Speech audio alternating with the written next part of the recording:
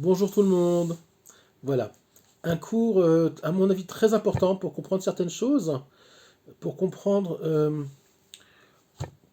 ce que c'est l'exil, d'une certaine façon. Donc, quand on comprend ce que c'est l'exil, on sait aussi ce que c'est la Géoula. Euh, et je vais parler aussi un petit peu de l'actualité. D'abord, on va commencer par l'actualité. Alors, effectivement, ces derniers jours, les médias avaient annoncé une invasion des Russes en Ukraine. Un jour, il allait envahir l'Ukraine à toute heure. Le lendemain, il rebrousse ses troupes. Euh, il faut comprendre une chose. Vladimir Poutine est un homme plus qu'intelligent. D'abord, c'est un ancien du KGB, un maître espion. C'est un très très fin joueur d'échecs. Et mis à part ça, c'est quelqu'un qui est très très intelligent tout court. Donc, ne pas se fier aux médias, ne pas se fier à ce que le mainstream va vous balancer sur les chaînes de télévision ou même sur les sites internet. Il faut comprendre que la Chine et la Russie sont deux mèches.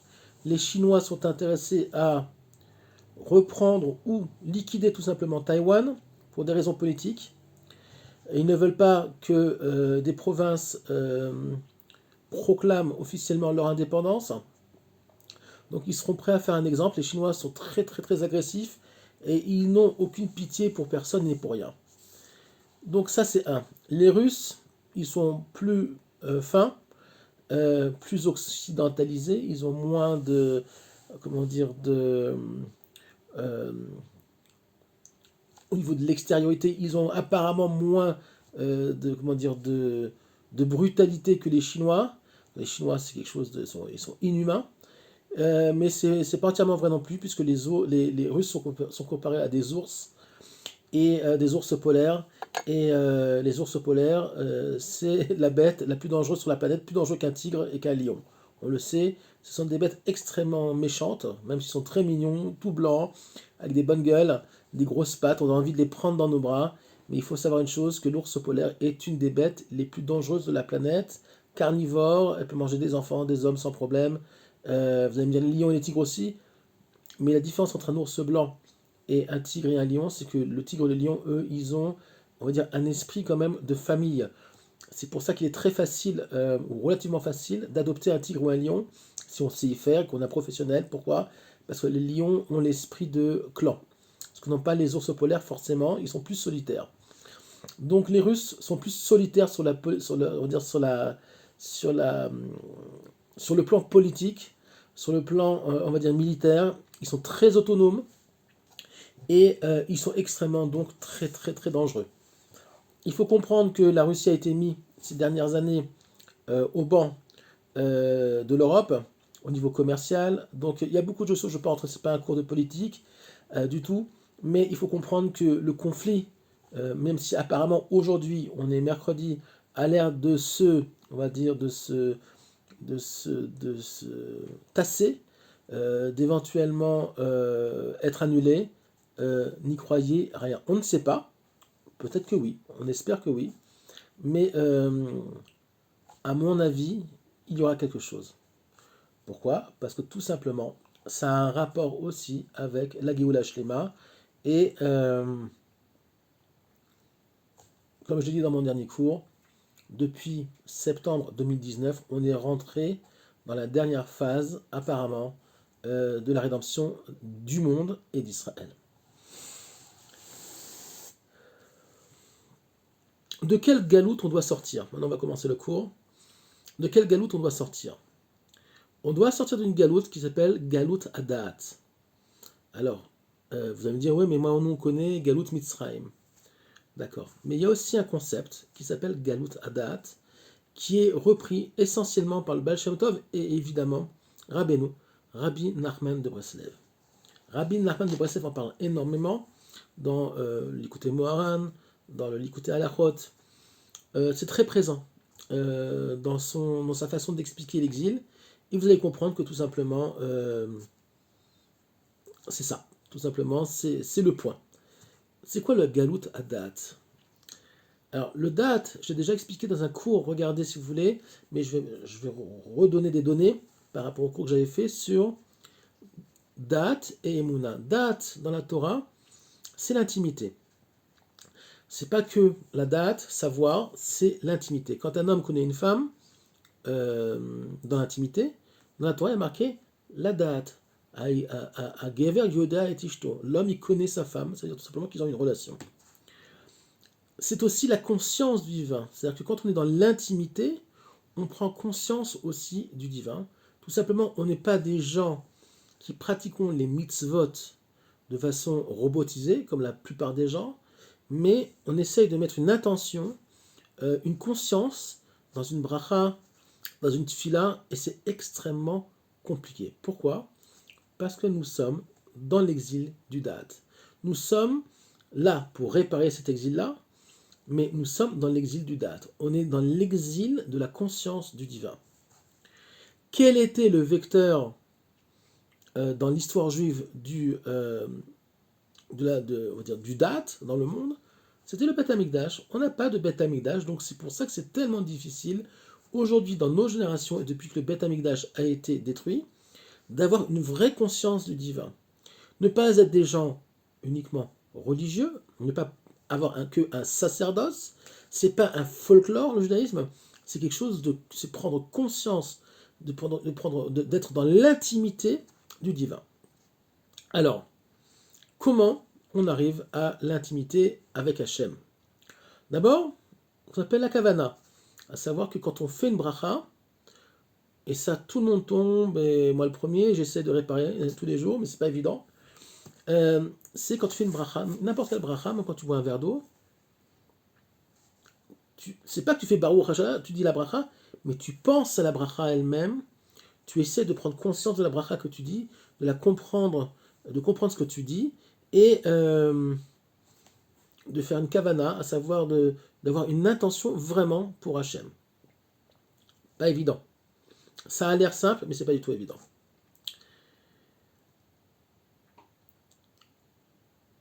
On dit que dans Shir HaMa'alot, Shir HaMa'alot Beshuv Hashem, Shir HaMa'alot Beshuv Adonai et Shivat Zion Ainu Kecholmim. On était comme des rêveurs. C'est ce qu'on dit, c'est un Shir HaMa'alot qu'on dit aussi avant le Birkat Hamazon, chez les Ashkenaz en tout cas, avant le Birkat Hamazon, à Shabbat. On ne le dit pas avant la semaine. On était comme des rêveurs. C'est quoi le rêve? Le rêve, c'est la nuit en général, à moins que vous dormiez beaucoup le jour, mais en principe, le rêve se produit la nuit, et la nuit, c'est l'exil. Donc, c'est quoi l'exil? La nuit. Rocher. On est inconscient du divin. On manque de conscience du divin. Pourquoi? Parce que la nuit, c'est le moment où l'inconscient fait surface et produit ce qu'on appelle vos rêves. Vous n'êtes plus conscient, vous êtes dans un monde où vous perdez un petit peu, on va dire, les rênes. C'est pas vous qui allez diriger vos rêves, c'est votre inconscient. C'est un moi, mais c'est un moi beaucoup plus profond. Ces mêmes rêves-là sont influencés par plusieurs choses. Et là, on va rentrer dans un cours typiquement Breslev, c'est ce qu'on appelle le Koach HaMedameh, à savoir la force de l'imaginaire. Alors, cette force-là, c'est ce qui va nous connecter correctement ou pas du tout au divin. Tout dépend de quelle est notre force, quelle est notre Koach HaMedameh, quelle est notre, on va dire, notre force d'imaginaire. Je vais expliquer. Comme nous sommes en exil, la conscience du divin est très compliquée. Donc cette conscience du divin va passer par ce qu'on appelle des levushim, à savoir des habits. Des habits de quoi? Alors ça peut être des habits négatifs, de mauvais habits, et je vais expliquer ce que ça veut dire, et des habits positifs. Les mauvais habits, c'est quoi? C'est ce qu'on appelle klipot ou levushim. Levush, les klabesh en hébreu, ça veut dire s'habiller. C'est tout simplement ce qui va s'habiller sur votre âme. Qu'est-ce qui va s'habiller sur votre âme? Vos fautes.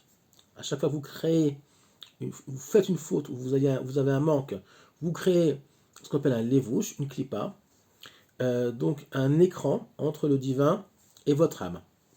Donc plus vous faites de fautes, plus vous vous éloignez du divin lui-même. Vous empêchez les lumières d'Hachem de passer par vous et que vous puissiez vous exprimer et exprimer ce que vous êtes, à savoir exprimer votre moi intérieur, votre neshama, votre âme. Nous sommes dans une génération extrêmement, on va dire, la plus problématique de toutes les générations. Alors oui, à une époque, il y avait beaucoup de Avodah Zara qui créaient aussi donc ces Levushim-là qui sont très problématiques. Mais nous, on est dans une génération où on est attaqué de partout. Les publicités, les films, les idéologies bidons, les coachings bidons, l'argent, toute la pornographie. On veut, le Zetzerara veut nous déconnecter du date, veut nous déconnecter d'Hachem. En nous déconnectant du Koach HaMedameh, de la Gdusha, à savoir de la conscience divine, on nous recontacte, si on peut dire comme ça, on essaie de nous habiller d'un imaginaire qui nous préserve en exil. Pourquoi les gens, par exemple, certaines personnes, même religieuses, ont du mal à croire que le Mashiach va se dévoiler ou que la Géoula va arriver? Parce qu'ils sont plongés dans un monde qui a l'air très très concret. Ils sont influencés par les films, par les séries télévision, les séries TV, pardon, tout ce qui est sur Netflix, etc. Tout ça travaille sur votre esprit, travaille sur votre inconscient et vous habille donc d'imaginaire, mais de Touma. Donc d'imaginaire impur. Donc, plus vous vous habillez de mauvais vêtements, plus vous vous éloignez du palais du roi. Puisque quand on a des vêtements sales, si vous vous approchez du palais du roi, on lui dit non, non, monsieur, les anges qui vont garder le palais du roi, à savoir, qui sont les massachim, qui sont les filtres entre Hachem et son monde, ne vont pas vous laisser passer. Tout simplement, vous n'allez pas accéder, on va dire, à l'essence de l'essence, c'est pas possible, on le sait très bien, puisqu'on ne sait pas ce que c'est Hachem lui-même, mais du moins, on ne peut pas accéder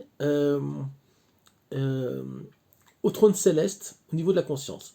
Le trône n'étant pas le Dieu lui-même, mais il est là où Hachem va s'asseoir. Le trône, c'est là où le roi doit s'asseoir.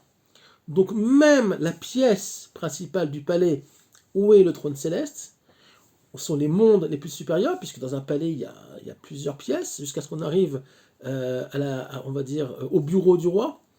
Tous ces palais-là, il y a des portes, il y a des anges, il y a des gardiens, et ces gardiens-là ne laissent pas rentrer les clochards. Et les clochards, c'est qui? C'est ceux qui se sont habillés de mauvais vêtements, de vêtements de clochards, de vêtements qui sentent mauvais, puisqu'on dit que le Mashiach lui-même, quand il va se dévoiler, il ne reconnaîtra les gens par l'odeur. Ouais, par l'odeur. C'est-à-dire qu'il aura une sorte de prophétie qui sera constante chez lui. Il va renifler, vraiment, il y a marqué comme il va renifler, il va sentir les personnes. Pas ressentir au niveau de l'âme, il va les ressentir vraiment. C'est-à-dire que les gens qui ont beaucoup de fautes sur eux vont sentir mauvais, tout simplement. Et dans le monde spirituel, et aussi apparemment dans le monde de la matière. L'homme a tendance, et la psychologie, même la psychologie jungiste, la psychologie non juive le dit aussi, mais dans la Torah évidemment on le dit évidemment, que l'homme a tendance à vouloir rester dans ses fantasmes, rester dans sa zone de confort. C'est beaucoup plus agréable, c'est beaucoup moins pénible, même si les conséquences sont très graves, à long terme, mais à court terme, c'est beaucoup plus facile. Pourquoi je vais commencer à comprendre ce que c'est Dieu? Mais qu'est-ce que je vais m'embêter avec tout ça? Et les mitzvot, et machin, et la Géoula, et... Non, moi, je veux vivre ma vie, laissez-moi tranquille. Je veux m'acheter des t-shirts avec des marques, je veux m'acheter des baskets, des nouvelles baskets. Moi, je connais des gens, à Tel Aviv, des Français qui ont fait leur alia, ils ont 15 paires de baskets. T'en as deux, ok. À l'époque, on avait une. T'en as deux, t'en as trois. Qu'est-ce que t'as besoin de 15 paires? Ah non, mais suivant le t-shirt, suivant la marque, suivant le machin. C'est quoi le Koach Hamedamé dans ce cas-là? C'est que pour lui, pour cette personne-là par exemple, euh, ce nombre de baskets ou ce nombre de chaussures pour une femme ou ce nombre de vêtements, cette quantité de bijoux, de vêtements, peu importe quoi, de matériel, est la solution à son bonheur. Or, nous savons qu'en psychologie, à partir du moment où tu acquiers la chose, quand tu acquiers la chose elle-même, tu es content. Tu as comme ça je me suis acheté la nouvelle paire de Nike, le nouveau portable, le nouveau Samsung 35. Ok, donc tu as une jouissance particulière quand tu passes ta carte bleue. Waouh, j'ai le nouveau jouet. Bon, tu rentres chez toi, tu es tout content, tu l'ouvres, waouh, il fait ci, il fait ça. Et au bout d'une semaine, tu as déjà oublié. Là, tu n'es déjà plus dans la hitlavut, comme on dit, dans la réjouissance de l'achat. C'est déjà passé. Si vous parlez avec des gens qui sont extrêmement riches, ils vous diront que même quand ils ont beaucoup de voitures, de sport par exemple, à un moment donné, ça devient normal. C'est-à-dire que même si ils aiment, mais ça devient quelque chose de, on va dire, c'est quelque chose qui est rentré dans leurs normes, dans leur conscience journalière. Il n'y a plus rien, il y a plus de renouveau. Il y a pas de, alors t'as beau acheter, tu sors jamais de ça. C'est ce que s'appelle le Koach Hamedamé, entre autres. C'est pour ça qu'à Hollywood, c'est connu, ou ailleurs, euh, les grandes stars de cinéma, beaucoup se droguent, beaucoup se marient 2, 3, 4, 5, 6, 7 fois, ou pas, ou ils ont des femmes toutes les semaines, ou tous les jours, tous les 3 jours, même plusieurs à la fois. Euh, on n'est jamais satisfait. Pourquoi? Parce que la seule chose qui remplit la Neshama, c'est le spirituel. Pour un juif, entre autres, c'est la Torah, mais même pour un non-juif, c'est le spirituel, c'est la connexion à Hachem.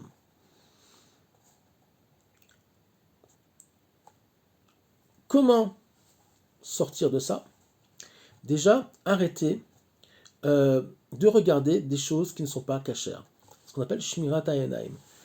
Par exemple, pour un homme, particulièrement pour un homme, quand il voit une très belle femme dans la rue, très dénudée, et malheureusement il y en a beaucoup, et c'est dommage pour ces jeunes femmes-là, parce qu'elles se créent des démons et des forces très très négatives qui les attendent, et dans ce monde-là, et dans les mondes futurs.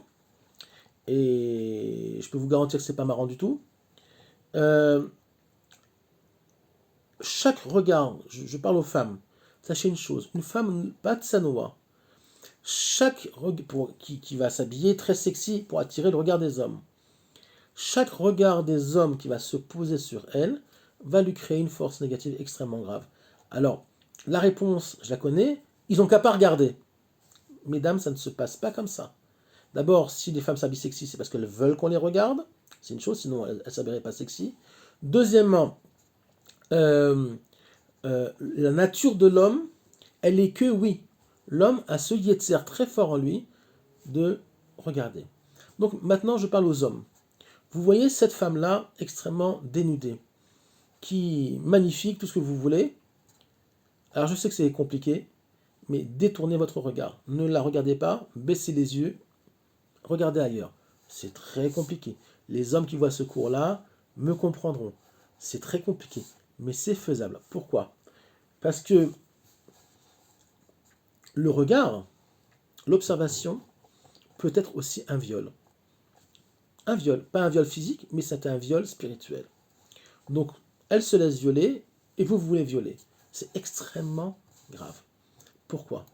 Parce qu'à partir du moment où vous aurez vu cette jolie créature, elle va s'installer dans votre cerveau.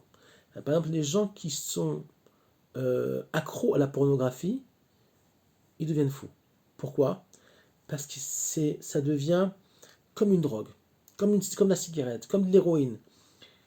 Et ça travaille le Koach HaMedameh. On n'en a jamais assez, on est toujours en demande. C'est une force monumentale du Yetzirah, particulièrement forte dans notre génération.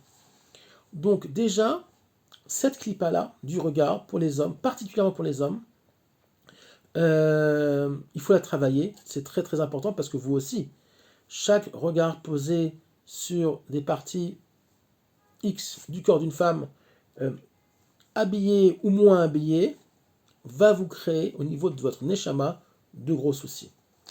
Donc première chose qu'on appelle koach hareya, shmirat hareya, donc shmirat haenaim. Faire attention à ses yeux. À partir du moment, les yeux c'est la chorma, c'est la première lettre du nom divin, Yud. À partir du moment où vous regardez des choses interdites, elles vont s'installer comme des vêtements sur votre neshama. Et pour s'en nettoyer, c'est très, très, très, très compliqué. Les femmes, le Koach HaMedameh, il est au niveau plus de l'extériorité. On veut plaire. Il n'y a qu'à voir Instagram, il n'y a qu'à voir Facebook. Vous verrez, malheureusement, plein de femmes avec du botox comme ça, gros comme ça, toute la journée en train de se montrer, toute la journée en train de... Voilà. Malheureusement aussi très souvent très très très très peu habillées, parce qu'apparemment les tissus sont devenus très chers dans notre génération. Donc il y a ce désir-là d'être désiré. Mesdames, celles qui le font, celles qui passent leur vie sur Facebook à faire des selfies et à se montrer, vous aussi faites très attention à vous, c'est dommage pour vous. Ça va vous créer beaucoup, beaucoup de soucis. On rentre, on est dans la Géoula Shlema, il n'y a plus beaucoup de temps. Ça arrive, je ne sais pas quand, mais on est en plein dedans. Déjà, le virus, j'en ai déjà parlé, le virus, tout ça fait partie, on va dire, du processus. Faites très attention à vous. Ne mettez pas les photos de vos enfants sur Facebook, par exemple. Je vois qu'il y a plein de femmes qui mettent leurs photos sur Facebook, leurs photos et la photo de leurs enfants sur Facebook. Il y a plein de tarés, il y a plein de pédophiles qui utilisent même des photos de visages d'enfants qui ont des pensées tordues. Faites très attention à vous. J'ai déjà dit, je m'occupe du monde du typo, je m'occupe comment dire, de soutien psychologique de gens. Euh, euh, je peux vous garantir que les gens, vous n'avez pas idée de ce qui se fait qu'au niveau même des photos sur Facebook et ailleurs. On garde vos photos, on en fait. Je veux même pas en parler tellement c'est dégueulasse. Avant la faute, donc avant la faute de Adam Arishon et de Chava, on pouvait avoir conscience du divin sans tous ces vêtements-là, puisqu'on n'était pas dans un monde de la matière, on n'était pas dans le monde de la matière.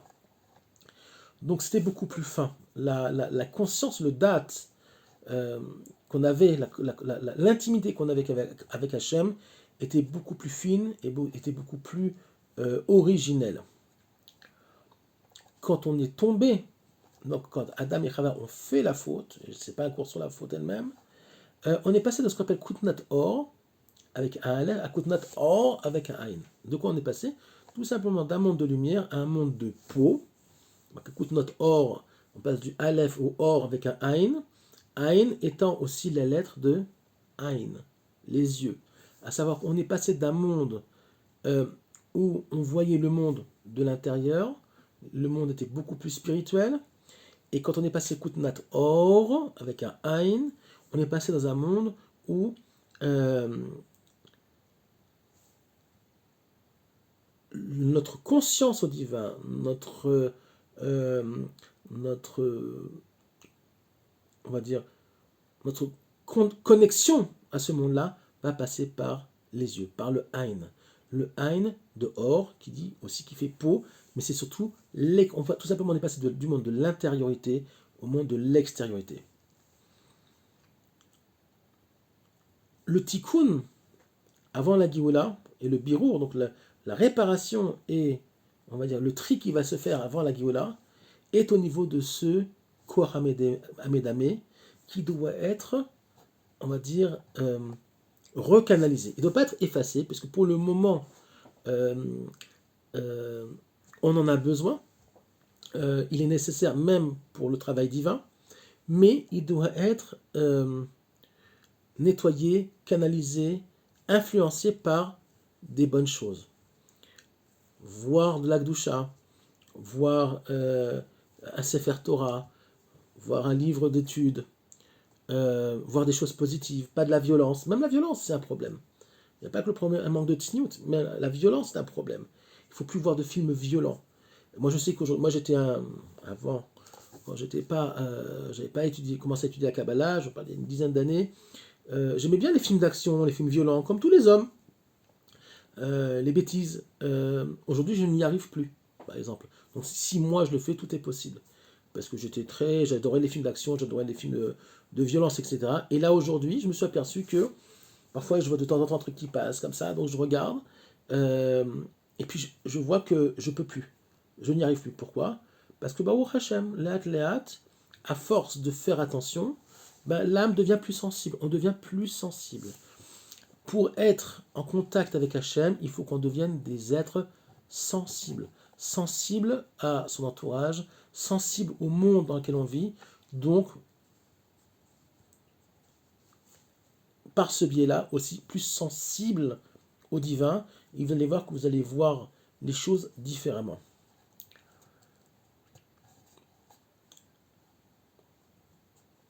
Ce combat-là, j'ai bientôt fini, c'est le combat entre le monde de Esav et le monde de Yaakov. Esav étant le monde de Asiya, le monde du fer, donc le monde de l'extériorité, et Yaakov, qui est le monde de l'intériorité. Donc c'est le combat entre le corps et l'âme, l'intériorité et l'extériorité. Alors, Yaakov finalement a pris les deux brachot, il a pris et l'intériorité et l'extériorité. Pourquoi? Parce que même l'extériorité du monde, elle n'est pas, on va dire, en principe, un problème. Tout dépend de ce qu'on en fait. Ok? Yaakov, quand il a pris la Bechora à son frère, donc Esav lui a vendu son droit d'aînesse, il lui a vendu non seulement Shamaim, donc l'intériorité du monde, mais il lui a vendu aussi le monde matériel. À savoir que le rôle de l'homme Israël, c'est de réparer pas que les mondes spirituels, mais aussi le monde matériel. Le monde matériel. Pourquoi? Parce que le monde matériel, tel que nous on le connaît actuellement, il va se réaffiner, il va devenir plus fin au fur et à mesure qu'on va rentrer dans la Géoula Shlema, avec Triatametim, etc. Le monde va devenir beaucoup plus fin et beaucoup moins matériel. En tout cas, pas une matérialité telle que nous on la connaît actuellement. Après Triatametim, on va rentrer dans le monde de Shabbat, etc. Le monde va progresser, il va s'affiner. Mais la matière elle-même n'est pas un problème. Le problème, c'est quel est mon rapport à la matière. Il n'y a rien de mal dans ce monde-là. Même si le monde dans lequel on vit s'appelle Laïla, il s'appelle Chosher, il s'appelle Galout, okay, il s'appelle la nuit, l'obscurité, l'exil. À nous de réparer cet exil-là, entre autres en amenant par nos mérites le Mashiach, en amenant donc aussi le temple, qui va nous permettre, grâce au Kohanim, au Mashiach et au Beth Amikdash, de réparer tout simplement le monde de la matière dans lequel on vit, nettoyer tout ce qui a nettoyé au niveau mondial, pas qu'au niveau du Ham Israël, et commencer à élever la matière et à faire descendre en même temps le divin dans ce monde-là. C'est-à-dire que le but, c'est pas de monter spirituellement, mais bien au contraire de faire descendre le divin dans ce monde-là. Et pour faire descendre le monde dans ce monde-là, le divin dans ce monde-là, il faut que les réceptacles soient propres. On ne peut pas devenir des ministres si on est habillé comme des clochards. On ne peut pas devenir des fils de roi si on est tous habillés comme des clochards. D'accord? Donc, un fils de roi, il doit être habillé comme un fils de roi. Donc, il doit être habillé de coutenotes or, d'habits de lumière. Et même dans ce monde matériel, on peut s'habiller d'habits de lumière. Je ne sais pas si vous avez rencontré de vrais tzadikim, par exemple le rabbi. Je pense qu'il y a beaucoup de gens qui ont rencontré le rabbi. Moi, j'ai pas eu cette chance-là, même si j'avais été à New York à l'époque et que moi, à l'époque, j'étais pas du tout dans la Torah. J'étais jeune, très jeune. Moi, je pensais qu'à faire des bêtises. Euh, les gens qui ont vu le rabbi m'ont dit le rabbi, rien que quand tu le vois, euh, tu sens quelque chose. Tu sens une très grande Gdusha. J'ai eu la chance d'approcher d'autres tzadikim, par contre, en Eretz Israël.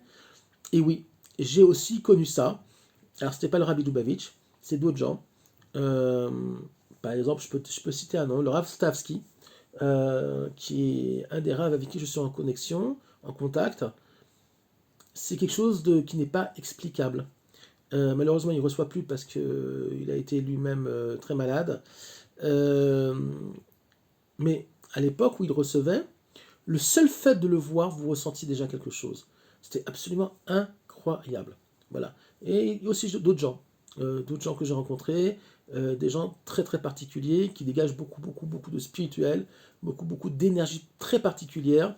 Et là, vous sentez qu'au-delà de l'apparence physique, il y a euh, de grandes choses qui ne sont pas cachées puisqu'elles s'expriment par le biais même de la matière, non même par le biais même du visage de ces hommes-là.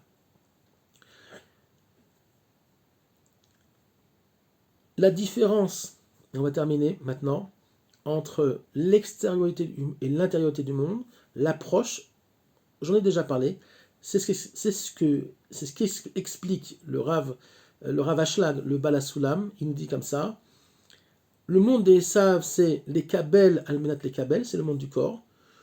Je suis dans ce monde-là que pour prendre, que pour kiffer le matériel. Donc je prends que pour prendre, pour moi. Et le monde du juif, et même le monde des non-juifs, une fois que nous-mêmes nous serons réparés, on pourra réparer le monde. Hachem pourra réparer le monde par notre biais. Il faut que déjà nous, on soit réparés. On ne peut pas réparer les autres si nous-mêmes, on n'est pas réparés. C'est ce qu'on appelle les kabel almenat lashpia. Recevoir que dans le but de transférer, d'influencer le monde.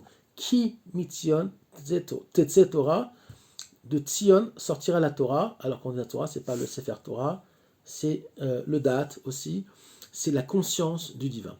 Je vous souhaite une bonne journée pour ceux qui regardent ça en journée et une bonne soirée si vous êtes en soirée.